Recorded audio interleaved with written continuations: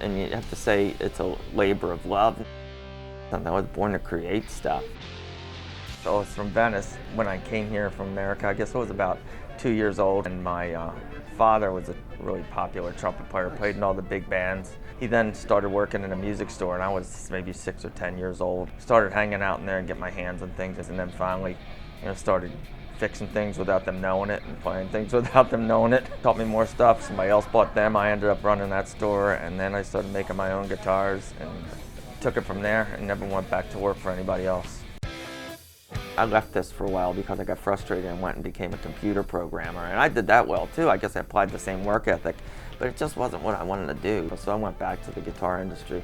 And I happened to run into Leo Fender, and I at that time was trying to promote a band I had recorded.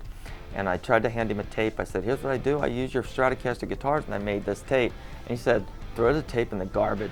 He goes, and concentrate more on making guitars. He goes, that tape is like a gold miner in 1849 trying to dig for gold. He goes, that thing you're playing, that's your shovel. He says, make shovels for the other guys that want to dig for gold. I never apprenticed with somebody yet. I made it a point to follow around the guys that were important and volunteer to sweep their floors and to take out their trash. So when I wanted to learn that, there was nobody that did that for guitars. So I went to the Automotive Institute of Technology and took up the hot rod painting. I took 2 years of that and got a college credits in automotive refinishing, and I took that to the guitar industry. I was making guitars for a guy that was a big collector. He was also a very good friend of Ace Frehley's, and Ace Frehley needed some more smoking guitars made.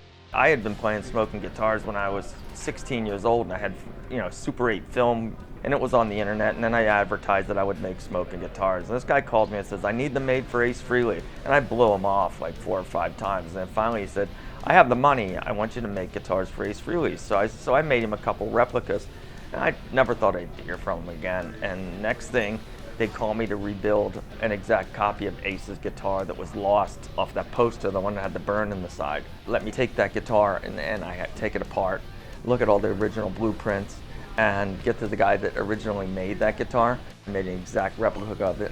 And they said, meet us at Gibson, we're gonna give it to Ace. And I'm like, well, this guy really was the real deal. And Ace and I looked at the guitar, and he pulled it all apart, and he said, how'd you figure this out? I said, just like 100 pictures. And then I said, I located the guy that made your original one.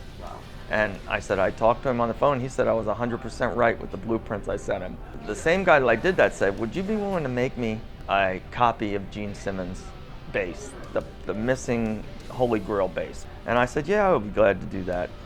And I made it, and he took it to Gene Simmons, and Gene Simmons believed that it was his original bass.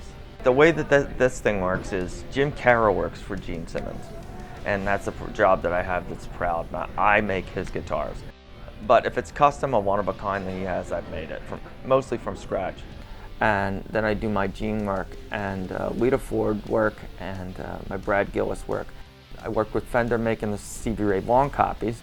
I look for iconic players that is successful. It's really hard, really hard to find people to work in a business that's so custom oriented. People don't know what it takes to make these instruments. The advice from Leo Fender, that was the best advice I ever got to keep me in this business. At times when I got depressed about it, and times when I wanted to be a musician and not a maker, I think about what he told me.